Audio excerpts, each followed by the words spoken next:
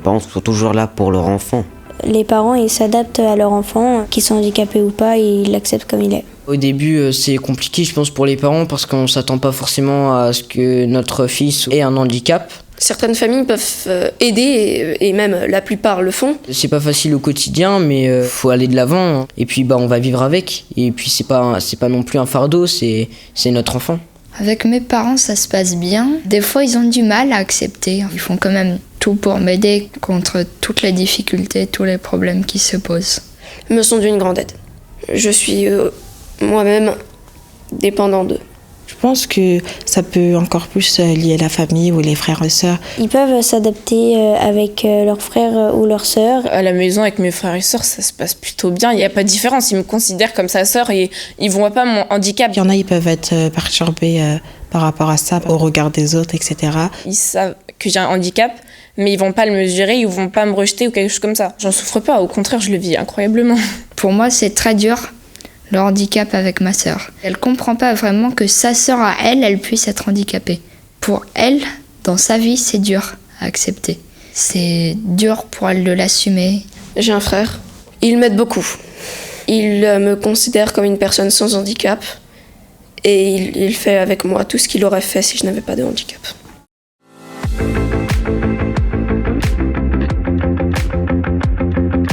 Cette interview, ce moment partagé, va s'articuler autour de la question de l'expérience, de la parentalité d'un enfant en situation de handicap, mais aussi les répercussions dans la fratrie et toute cette question de comment est-ce qu'on vit ce parcours depuis la petite enfance jusqu'à l'âge adulte. Donc, on a le plaisir d'accueillir Sylvain Huard, qui est le bébé que vous venez de voir ici, qui est un tout petit peu poussé. Et si vous regardez bien, on le reconnaît bébé, c'est assez génial. Donc Sylvain, qui a 21 ans, qui est avec nous, 24, pardon, excuse-moi, qui est avec nous et dont on va retracer le parcours. Et puis sa maman, Laurence Huard, qui est par ailleurs responsable de l'association DFD 64 dans le lointain Béarn d'où nous venons, et donc qui s'attache à accompagner des familles au quotidien. Et comme beaucoup de certains parents d'enfants en situation de handicap, eh bien, se sont engagés dans une vocation militante pour soutenir d'autres familles. Donc Laurence participe au CDAPH, c'est une personne centrale pour nous dans notre département, qu'est les Pyrénées-Atlantiques. Donc merci beaucoup déjà à tous les deux d'être venus. Avec grand plaisir.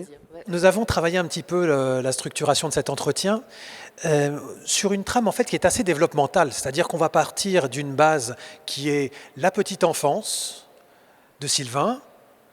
Alors de quoi on se souvient? Alors là on va progressivement en venir à des souvenirs de plus en plus clairs pour toi. À quel moment est-ce qu'on a commencé à supposer une forme d'atypicalité dans le fonctionnement de Sylvain? Comment ça s'est manifesté? Et puis, assez rapidement, dans quelle galère on se trouve? Et là, très au-delà de l'étage de l'individu, mais bien entendu, du côté de l'environnement, de la scolarité, des évaluations diagnostiques. Vous savez, un jour, je devais faire un exposé sur les bilans des enfants en situation de handicap et j'ai demandé à Laurence de me passer le dossier de Sylvain. Et elle est arrivée avec un sac qui pesait 5 kilos, ça faisait 12 cm d'épaisseur. Mais c'est ça la réalité des parents d'enfants en situation de handicap. Voilà, donc moi je vais essayer de me taire au maximum pour vous laisser le plus possible la parole, car on va aussi inviter Florian, qui est le frère de Sylvain, à qui on a fait passer une petite interview il y a quelques jours pour qu'il nous fasse part, lui, de son expérience en tant que frangin. Et puis assez rapidement, on va aller sur les questions de capacité, parce que Sylvain dispose de capacités et d'aptitudes pour lesquelles je peux à peu près parier qu'ici, personne ne peut faire ce qu'il fait actuellement. Tu as fait combien de kilomètres en vélo en une année? Je vais être à 15 000 voilà. en 10 mois. Et donc, pour tout vous dire, Sylvain est venu en vélo. Mais tu es venu du sud de la France. Ouais, mais je suis passé par la Grèce. Ben oui, voilà. Et puis j'ai fait 7 fois le canal du Midi, entre les deux. Voilà. Bon, et le tout en mode survivaliste de l'extrême, c'est un parcours très étonnant et on trouvait ça assez formidable de vous faire parvenir à la fois l'analyse de ce parcours, qui est un parcours qui est une analyse réaliste, et en même temps un message d'espoir parce que aujourd'hui, Sylvain, c'est ça qui nous apporte, c'est de l'espoir vers l'autonomie, vers l'épanouissement, et c'est un peu le sujet de cette fin de matinée. Donc pour commencer, alors on a fait une recension si vous regardez bien, il y a un air. Donc Sylvain est venu au monde il y a maintenant 24 ans. Il est le deuxième enfant d'une fratrie de 2. On va écouter son frère Florian nous parler tout à l'heure de l'impact que ça a eu sur sa propre personnalité à lui. Et puis assez rapidement, Sylvain a présenté des attitudes, des mécanismes de fonctionnement qui pouvaient paraître atypiques par rapport à un enfant de son âge. Est-ce que toi tu veux nous en parler, Laurence ? Oui, alors, ce qui a été un petit peu compliqué, c'est que Sylvain est né malade, en fait.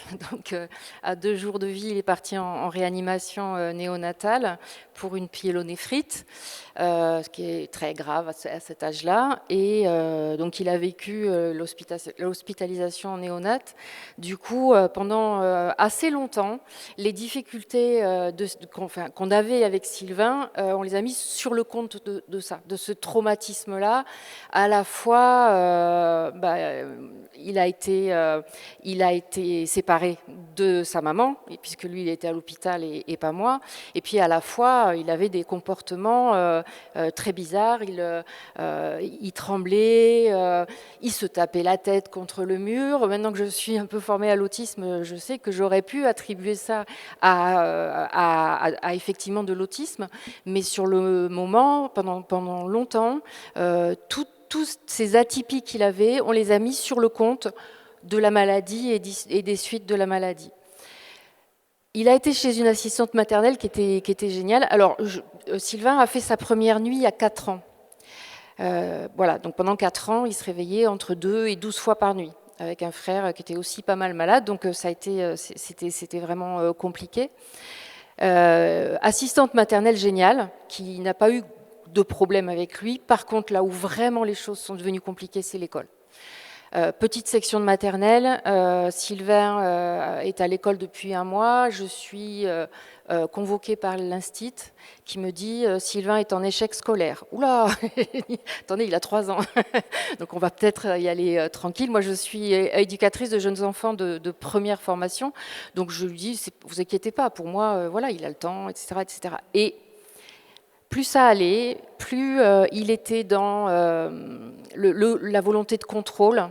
Je ne pouvais plus l'amener au supermarché parce qu'il allait se rouler par terre dans les rayons parce que j'avais refusé quelque chose. Les rencontres avec la famille. Pour vous donner un exemple, quand il était petit, Sylvain, quand ses cousins venaient, était tellement content de les voir qu'il anticipait leur départ. Et ça veut dire qu'en fait, il allait se coucher sous le lit et il n'allait pas voir ses cousins parce qu'il savait que le départ serait très compliqué. Donc nous, on vivait tout ça et personne ne nous a alertés en fait. Nous, on était dans la difficulté, on a été pointé du doigt par l'école pour essayer de faciliter les choses. J'ai demandé à être reçue par la psychologue scolaire. J'espérais en faire une alliée.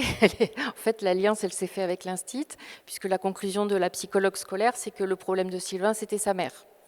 Ça, on le savait tous. Voilà, non mais je confirme, hein, je suis un problème. Voilà, et puis à la maison, c'était cette volonté de contrôle permanente, vraiment des atypies de fonctionnement, effectivement, que moi, j'étais pas du tout formée à ça, donc je savais pas l'identifier. Mais par contre, la vie à la maison était de plus en plus compliquée et avec son frère aussi. La pédiatre, pendant un moment, parce qu'il a fait de l'asthme, enfin le pauvre Sylvain a eu vraiment. Il a été 24 fois sous antibiotiques dans sa première année de vie, je pense, hein, donc extrêmement souvent malade, puisque la néonate lui avait donné tellement d'antibiotiques qu'il n'avait plus de système immunitaire, donc ça a été vraiment très compliqué. Sylvain, toi, t'as quel souvenir? Est-ce que tu as des souvenirs déjà de cette époque, on va dire, en amont de 6-7 ans? Alors moi, le plus lointain souvenir que j'ai, c'est quand je me suis fait morte par un chien. Genre, j'avais quoi? J'avais 13 ans. C'est la gueule du chien. C'est le rose de la gueule du chien. Mais à part ça, et encore après en CP, j'ai le souvenir du prof qui attachait les élèves à leur chaise parce qu'ils bougeaient trop. Donc l'hyperactivité, quoi. Ouais, donc Mais ça- sinon, c'était pas un néonat, quoi. C'est pas... Sinon, à l'époque... Très bien. Et donc, à partir de ce moment-là, à quel moment est-ce que vous avez commencé à entamer le parcours du combattant pour la question de l'évaluation? Comment ça s'est passé? Qu'est-ce qu'on vous a dit? Là, tu vas avoir des souvenirs, Sylvain, parce que tu en as rencontré un paquet, des psys, des neuropsys, des orthophonistes. T'en étais pour commencer, c'est ça? Qu'est-ce qu'on m'a dit? J'avais 6 ans, il me semble. Ça a dû commencer avec précocité, enfin au potentiel intellectuel, il me semble. Il y avait quoi? Il y avait dyspraxie, dysorthographie, TDAH. Tu peux compléter? Non, ça s'est pas fait comme ça s'est fait chronologiquement. Il était suivi par une ophtalmo qui il faisait des fonds d'œil régulièrement parce que j'avais eu la toxo, enfin bon bref, de toute façon rien s'est fait normalement. Et l'ophtalmologue m'a dit il a le comportement d'un enfant précoce. Donc ok, on est parti dans cette possibilité-là. Elle nous a envoyé voir une psychothérapeute qui était spécialisée dans le HPI, j'aime pas du tout ça, mais bon, qui nous a dit oui, mais il y a des troubles du comportement, ces troubles du comportement, il faut les prendre en compte parce que vraiment c'était compliqué. C'est-à-dire que quand on disait non à Sylvain, il était capable de se rouler par terre et c'était vraiment violent. Elle nous a dit non, mais ça suffit pas, donc elle nous a envoyé vers le service du docteur Bouvard à Bordeaux. Qui a refusé de nous rencontrer, qui nous a envoyé un dossier, qui nous a dit allez vers le centre référent des troubles des apprentissages, donc en l'occurrence de Tarbes, puisqu'on n'avait rien sur Pau. À cette occasion-là, on nous a donné un petit livret en nous disant il est dyspraxique, ben voilà, vous allez débrouillez-vous avec ça. Ok. Donc on a essayé de comprendre de quoi on parlait. C'est là que j'ai commencé à m'engager aussi comme militante en fait, parce que je me disais c'est pas possible cette difficulté-là. Il faut qu'on arrive à se soutenir déjà tous ensemble. Et puis moi, plus je me formais, plus je me disais mais en fait ce que je constate, ça suffit pas à expliquer le comportement de Sylvain. La dyspraxie, ok, il était maladroit, même s'il y a des choses qui sont venues normalement, mais t'as appris à vraiment nager, t'avais quoi, 14 ans, quelque chose comme ça. C'est toujours pas nager, hein. Oui. Je fais la planche. Hein. Donc on a continué, je suis revenue voir, j'ai dit ça suffit pas, ce que vous me dites ça me suffit pas, ok, donc on continue, on va un peu plus loin. Plus tard on nous a parlé de TDAH, pas à la place d'eux, mais en plus d'eux. Donc ok, donc moi je repars, c'est quoi le TDAH, etc. Et puis donc après se sont greffés la dysgraphie, la dysorthographie, enfin etc. Donc étiquette multidys. Et puis en 6e, Sylvain a vécu une scolarité désastreuse. C'était pas Sylvain le désastre, hein. C'était l'environnement. J'ai évidemment été très sensible à la fois à l'intervention de Coralie et celle de Joseph, parce que tellement ça me parlait en fait. L'environnement n'était pas capable d'accueillir Sylvain dans ses différences en fait. Et ça a été tellement violent que il a de la chance Sylvain, je le dis comme ça, hein, mais je le pense vraiment, je le dis souvent. Il est hyperactif. Et il a des troubles du comportement. Autrement dit, quand ça ne va pas, je le manifeste. Et ça, c'est une chance, parce que ça nous a obligés, nous, à réagir et à continuer à chercher, en fait. Et donc, il l'a manifesté tellement violemment que c'est simple, hein, de toute façon, je le posais au collège. À la fin, dans les 5 minutes qui suivaient, je repartais au feu suivant, on m'appelait en me disant venez chercher Sylvain. Parce que je vous donne un exemple. Ce qui a enclenché ça, c'est donc Sylvain et TDAH, ça c'est sûr. Et en fait, du coup, le cartable de Sylvain, c'était maman qui le faisait. Et au bout du premier trimestre, maman a oublié un livre de français dans son cartable. Et il est revenu. C'était un établissement privé, donc ils avaient le système des permis à points, 50 points. S'il y a quelque chose qui ne va pas, on t'en enlève. Récupérer les points, c'est compliqué. Et la sortie scolaire sympa de fin d'année, tu ne la feras que si tu as des 50 points. Donc c'est quand même quelque chose d'un peu particulier. Et donc Sylvain revient, mais ça faisait bien un trimestre qu'il était là. On avait fait une première réunion avant où on nous disait « on ne comprend pas pourquoi vous nous parlez de difficultés avec Sylvain, tout va bien ». Et donc il revient en nous disant « j'ai 2 points en moins maman parce que j'ai oublié mon livre ». Perso, j'aurais été l'enseignante de français, j'aurais dit à Sylvain « dis donc Sylvain, pendant les 3 premiers mois de l'année, tu n'as pas oublié ton livre ». Parce que c'est ça qu'il aurait fallu lui dire à Sylvain. Non, non, c'est pas ça. On lui a dit, bah écoute, voilà, t'as oublié ton livre, donc on t'enlève des points. Sylvain a commencé à réagir, et plus il a réagi, plus le climat s'est tendu, jusqu'à arriver à cette situation où en fait Sylvain ne pouvait plus rester, puisque de toute façon, il n'avait même pas le temps de rentrer, à la limite qu'il est déjà ressorti. Donc il a été loin, hein. Il a craché sur le directeur de l'établissement, il y avait des espèces de lampadaires avec des boules, là, il a enlevé les boules et puis il les balançait sur les gens. À la fin, il y avait plusieurs entrées et sorties dans cet établissement. À la fin, il savait que quand Sylvain arrivait, il fallait un adulte à chaque sortie. Voilà. Parce que sinon, il la laissait échapper. On était toujours dyspraxie, TDAH, on était toujours là. Et puis donc, il est viré par un conseil de discipline. Voilà, super. Hein, mais en même temps, c'était une chance parce qu'il fallait qu'il parte. On cherche, moi je me mets en arrêt de travail, j'étais directrice d'une crèche depuis assez peu de temps, donc ça ne m'arrange pas particulièrement. On cherche, je me mets en arrêt de travail, on cherche un établissement qui peut l'accueillir, on en trouve un qui nous paraît bien. On travaille, tu t'en rappelles Sylvain? Ouais, j'ai fait une semaine, même pas. Même pas, tu as fait 2 jours. Voilà. On avait préparé l'entrée, hein, on avait vraiment été voir la directrice, on avait tout expliqué, etc., etc. Au bout du 2e jour, je reçois un coup de fil qui nous dit « bon, bah, écoutez, on ne va pas le garder ». Voilà. Donc, on repart à la MDPH et puis on fait une audition parce qu'on demande un complément pour m'aider un petit peu à financer ma perte d'activité. On fait l'audition. Sylvain, depuis déjà un moment, m'accompagnait dès qu'il y avait quelque chose, avec une démarche avec lui, ce que je trouvais chouette.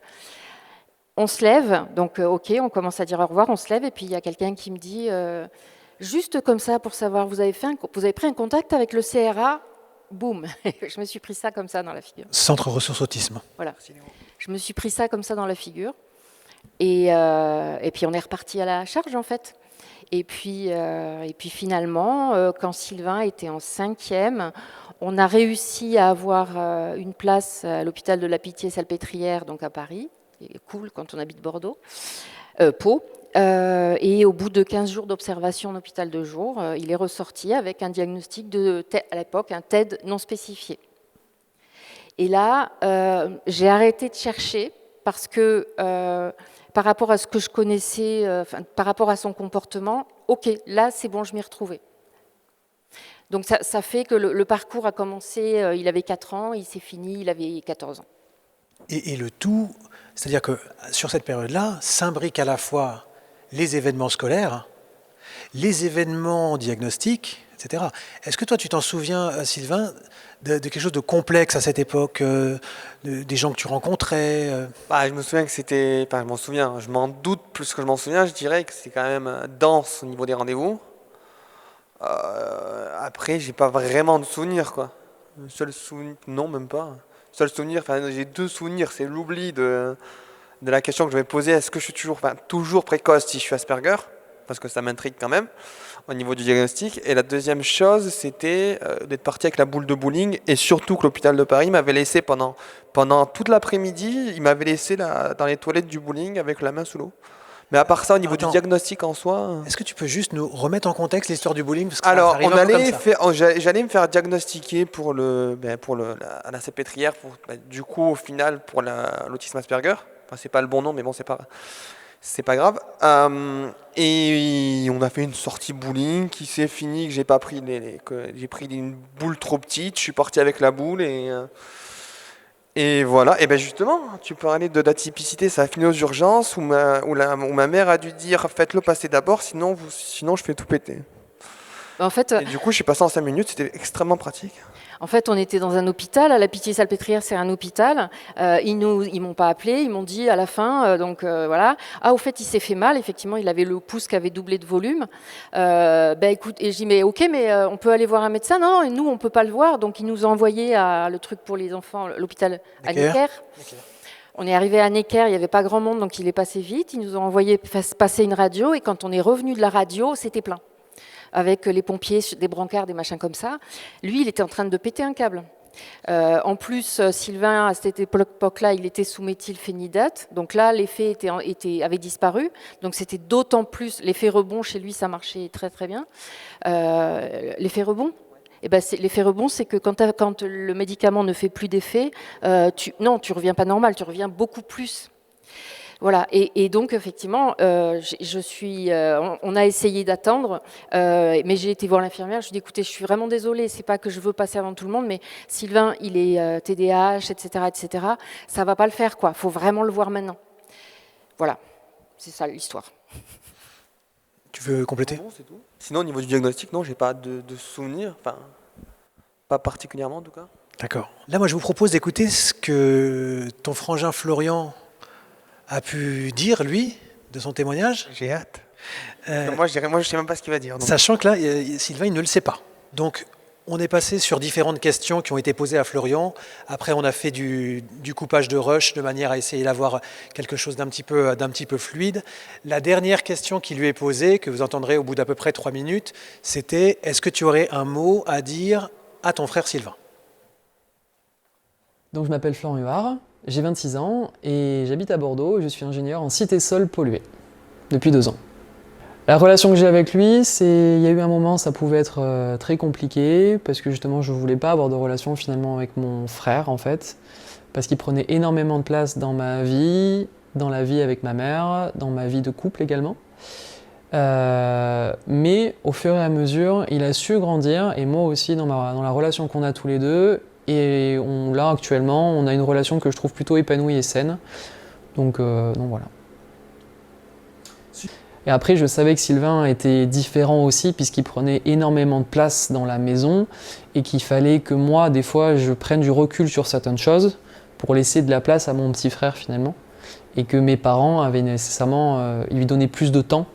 Donc je comprenais qu'il fallait qu'il se passait quelque chose. Après, j'aurais pas mis ces mots là-dessus. Mais je savais que Sylvain prenait plus de place que moi, qu'il fallait que je sois plus mature sur certaines choses. Et je savais qu'il était handicapé, même si maintenant je ne dirais pas qu'il est handicapé, je dirais qu'il a des troubles du handicap. Alors si je reviens sur les violences à l'école, moi je me penche plutôt sur l'aspect collège. Pour compléter, l'aspect en fait primaire, etc., la violence que moi j'ai pu ressentir, c'est des profs en fait qui ne comprennent pas Sylvain et donc vu que c'est un enfant, ils se permettent de l'attraper avec des gestes qui sont pas adaptés. Enfin en tout cas moi je les vois pas adaptés. Et après le collège, pas de violence des adultes vers l'enfant, ça peut être plus de la violence en sens où les adultes imposaient quelque chose et étaient menaçants.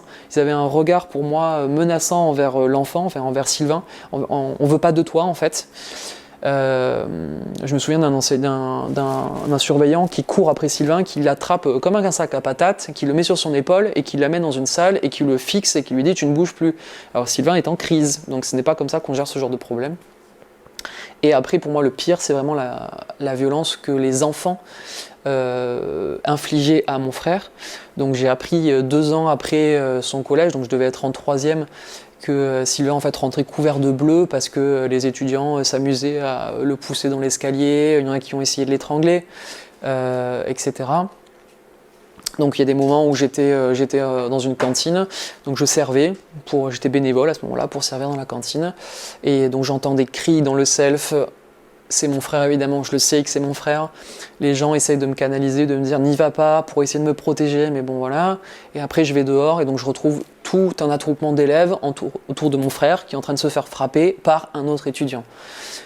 Autre étudiant, moi j'avais d'ailleurs des problèmes avec lui aussi, donc c'était pas neutre, donc c'était un peu une histoire de famille. Mais voilà, donc tout le monde attroupé autour de mon frère qui est en train de se faire frappé par un autre étudiant comme si c'était normal. Et ça, sur la façon dont moi je le vis, j'étais au collège un peu une victime entre guillemets. J'étais pas heureux comme ça en tout cas. Là actuellement, avec la maturité que j'ai et le fait que j'ai pris de la confiance en moi, je pense souvent à ça et j'en parle souvent à mes parents du fait que j'aimerais revenir sur ces moments-là et j'aimerais protéger mon petit frère. Ben, vis ta vie mon petit frère et je suis heureux que tu fasses tout ça. Ben voilà, elle va me faire pleurer. Hein.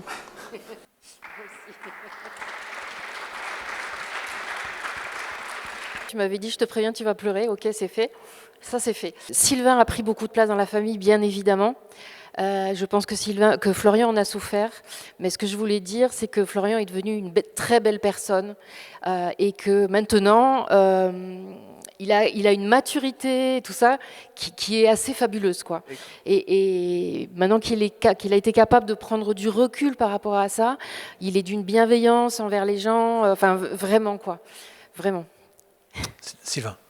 Ah non, moi, il y a des trucs, donc j'étais même plus au courant. Enfin, plus au courant, entre guillemets, dans le sens où...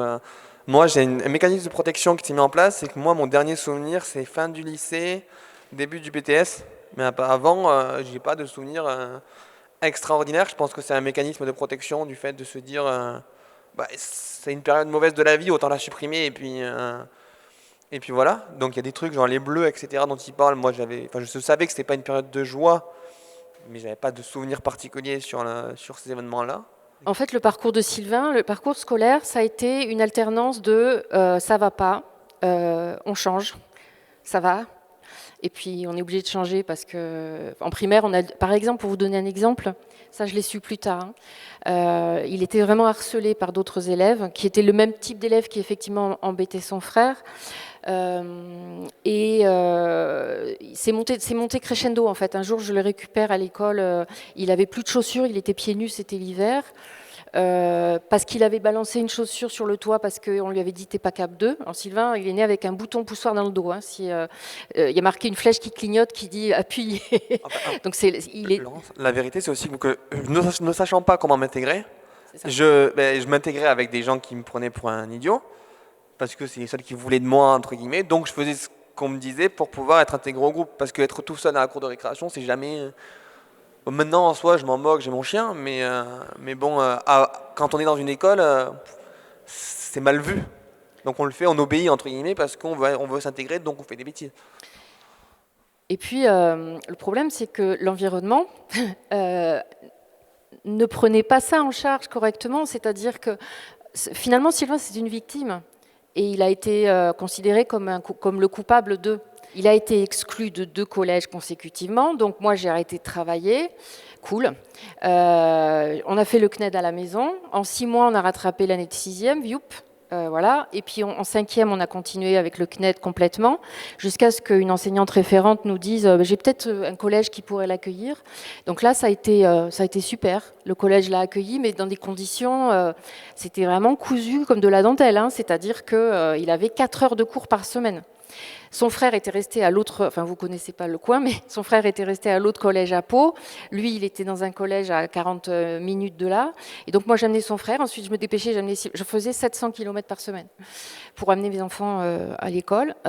Et donc, il faisait 4 heures par semaine. Et puis tout très progressivement, on a rajouté des heures pour que ça soit pas trop. Il n'y avait pas de cantine. Donc j'attendais Sylvain au début dans la voiture pour lui donner à manger. Enfin bon, je vous passe les détails. Et oui, c'était compliqué, mais c'était mon fils, donc il fallait que j'assume, quoi. Et donc ce jeune a essayé de l'étrangler. À ce moment-là, on savait que Sylvain souffrait d'autisme, mais on ne savait pas encore bien exactement ce que ça voulait dire. Et le comportement de Sylvain, maintenant que je le regarde avec du recul, c'était clair. C'était quand je vais pas bien, tu m'approches pas. Et quand je vais pas bien, tu m'approches pas, ça veut dire que si tu m'approches, je m'éloigne. Donc, comme tu t'éloignes, je me rapproche, etc., etc. Et donc ça, il l'a fait jusqu'à me retrouver. Cette année-là, il y avait l'EHPAD de la ville qui m'avait prêté une chambre pour que je puisse attendre Sylvain, le récupérer à la cantine, à midi, le faire manger, etc. Et donc, j'ai vu arriver Sylvain qui courait, une surveillante essoufflée qui courait derrière, le CPE, le CPE qui arrive en voiture parce qu'il me dit « Ah, je suis malade, je suis pas capable de courir, donc voilà. » Bon, dans les collèges qu'il avait fréquentés jusqu'à présent, ça aurait voulu dire on t'exclut. D'ailleurs, c'est pour ça qu'on l'avait exclu du 2e collège. Là, le directeur a eu l'intelligence de dire, en fait, la question, c'est qui a déclenché ça? C'est pas ton comportement. Donc, celui qui a essayé d'étrangler Sylvain a été exclu, et Sylvain, on lui a dit très gentiment, on comprend que tu réagis comme ça, c'est pas juste, c'est pas la bonne manière, et surtout, sors pas du collège parce que c'est pas possible, c'est dangereux. Voilà. Et ça a permis que, il s'intègre en fait. Il a gagné un prix de poésie dans ce collège, poésie qu'il a renvoyé après dans un concours national. Il a été titulaire, enfin comment on dit, il a reçu le prix parcours de scolarisation de ce concours national. Voilà, ce qui lui a valu une semaine à Paris, remise de prix, etc., etc.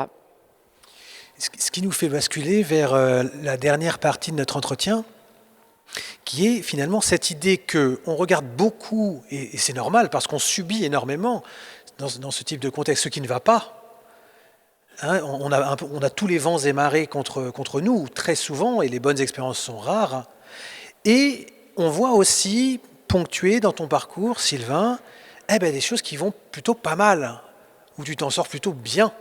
Je pense à l'escalade, tu as été volontaire chez les sapeurs-pompiers, tu as pu faire du théâtre, jusqu'à aujourd'hui, où en fait, dans la trajectoire que tu prends aujourd'hui, il y avait des graines de compétences, de capacités. Tu en as conscience de ça? J'ai conscience qu'aujourd'hui, je me débrouille bien, pas bien. Je magouille, mais je me débrouille. Non mais c'est vrai, j'ai besoin de ma mère pour la boîte aux lettres parce que j'ai pas d'adresse. Il y a toujours besoin de magouiller quand même avec le mode de vie que j'ai, mais j'ai conscience qu'aujourd'hui je m'en sors pas mal. Je m'en sors tellement bien que j'ai plus de médicaments. Donc, Est-ce que tu peux nous parler de cette personne? De Peps? Oui. Peps, c'est celle qui tire le vélo le matin. Et c'est celle qui partage ma vie actuellement. Enfin, c'est assez... Je pense que c'est très bien dit. Tu vois? Mais c'est vrai. Qui m'attend actuellement dans la remorque gentiment, qui va tracter pour monter à Disney dans 1h30. Et c'est tout. Parce qu'en fait, là, on a un tout petit peu sauté les étapes, mais il y a eu toute une période dans la vie de Sylvain où, globalement, tu étais à la maison. Mais avant le... il y avait une période où... le mode de vie que j'ai maintenant, par exemple, je suis content parce que moi, je bouge. J'aurais un mode de vie classique où actuellement je viens en vélo, donc voilà, comme je vous dis, j'étais en Grèce, j'ai fait 15 000 km. J'aurais un mode de vie classique, entre guillemets. Déjà, ce serait plus compliqué à assumer parce qu'un loyer, ça coûte cher. Mais sans parler de ça, je serais sur un ordi, je regarderais la télé, quoi. Et ça serait beaucoup plus triste, enfin pas triste, chacun fait ce qu'il veut, mais ça serait beaucoup plus... ça serait différent. Comment ça se passait avant que tu adoptes une vie comme ça de voyageur, aventurier? Comment ça se passait ton quotidien? Alors avant, donc j'ai fait une période où j'habitais chez ma mère, donc là où elle habite actuellement. Ensuite, comment ça s'appelle? Ensuite, j'habitais en face de chez ma mère, de l'autre côté de la rue de chez ma mère, où j'avais un lit par terre, une télé et une cuisine, juste histoire de me faire des pâtes, quoi. Et après, j'ai eu une rencontre d'une super pote qui m'a dit qu'elle vivait en camion, qui m'a montré que c'était beaucoup plus simple que prévu. Donc j'ai commencé à vivre en Xara, puis en berlingot. Et là, le berlingot, il y avait trop de réparations. J'ai pris un vélo, ça coûte moins cher. Et voilà ma vie actuelle. Ouais, Le berlingot en question. C'est ça. Alors, il faut savoir en fait que là, Sylvain, il dit les choses rapidement. Oui. Mais quand il vous dit « j'ai pris un berlingot », non, c'est pas « j'ai pris un berlingot », c'est que il a pris en main un berlingot et à l'intérieur, il en a fait une maison. De base, j'ai acheté le berlingot juste pour les gyrophares.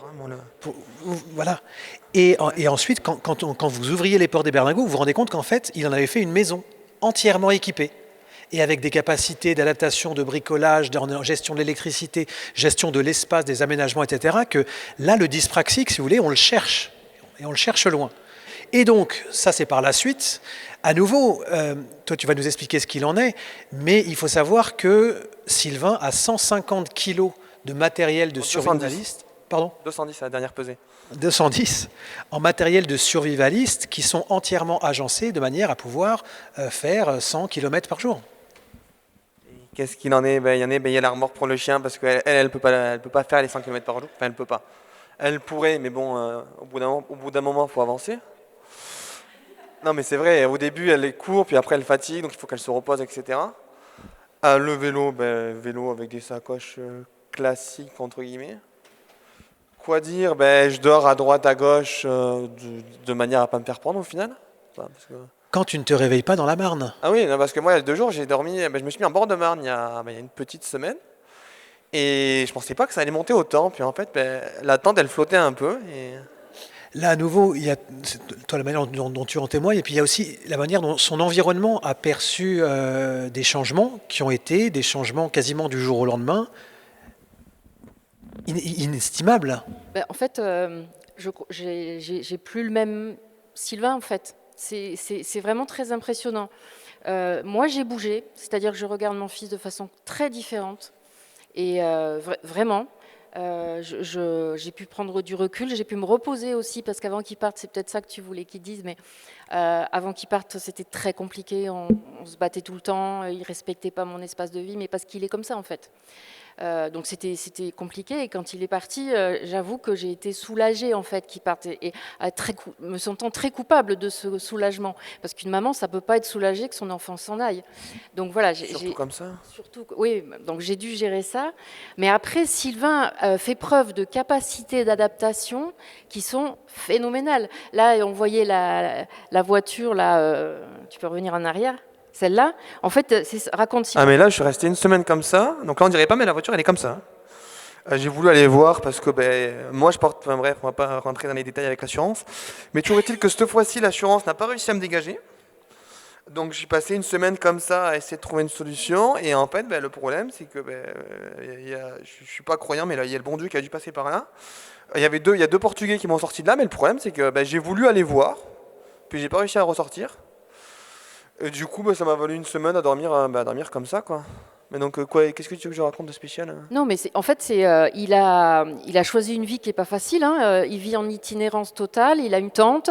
Quand il la sort, parce que souvent il ne la sort pas. Ah, si, quand il pleut aussi. Oui, bon, et il dort sinon dans un hamac avec même pas par terre, voilà.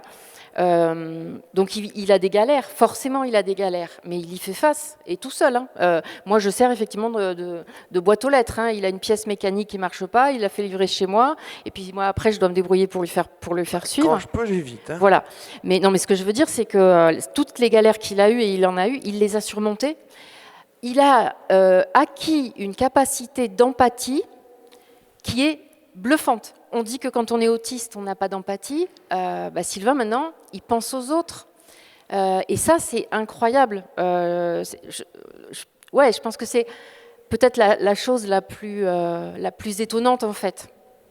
Alors, je vous raconte une anecdote à ce sujet-là, parce que ça parle de soi. Et effectivement, sur cette question de l'empathie, il s'est passé quelque chose d'extraordinaire. Il y a quelque temps, Sylvain était venu me filer un coup de main pour m'aider à monter, tu sais, une piscine tubulaire. Tu te souviens quand on a monté là? Vous savez, ces piscines là. Bon. Et donc on était en train chacun de visser des boulons, etc. Et là, j'entends Sylvain qui dit « Et sinon, comment ça va toi ?» Alors ça vous paraît anecdotique, mais jamais Sylvain ne m'avait demandé comment j'allais, et je n'avais jamais entendu Sylvain demander à quelqu'un comment il allait. Justement. Donc j'étais extrêmement ému. Et donc je lui dis, mais Sylvain, écoute, tu m'as jamais demandé, ça me touche énormément. Et il m'arrête tout de suite. Qu'est-ce que tu m'as répondu? Je parle au chat. Il posait la question au chat qui passait derrière. Bon, c'est pas grave, donc je me résigne. Et aujourd'hui, régulièrement, Sylvain peut envoyer des messages à sa mère, et il prend vraiment des nouvelles de moi, pas moi en tant que chat. Voilà. Oui.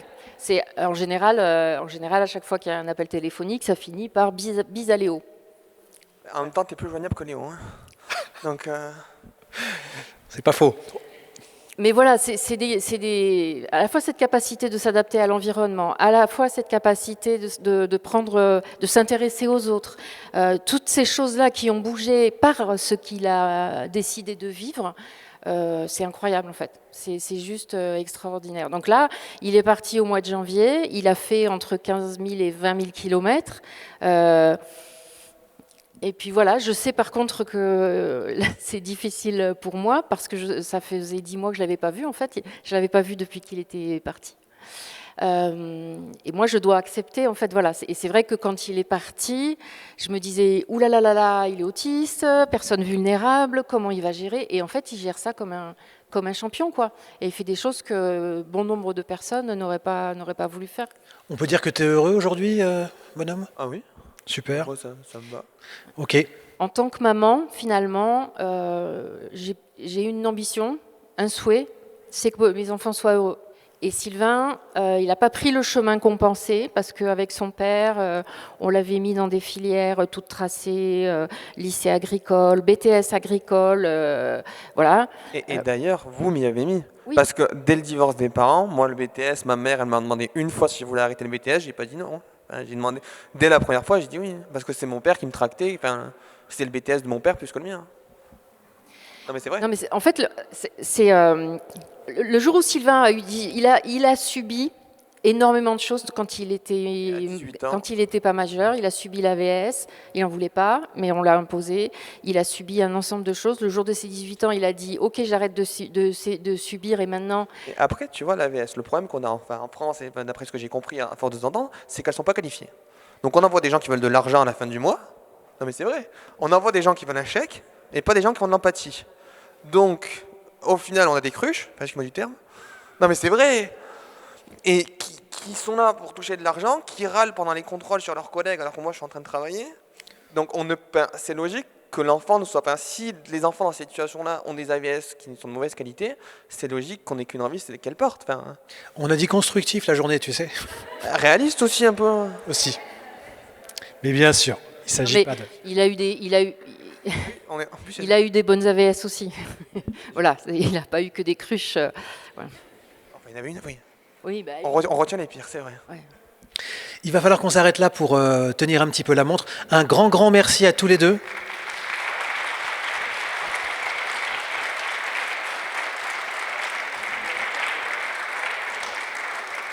Et un spécial merci à toi d'avoir fait ces milliers de kilomètres. Tu vas où maintenant là? Là, je vais à Décathlon, parce que...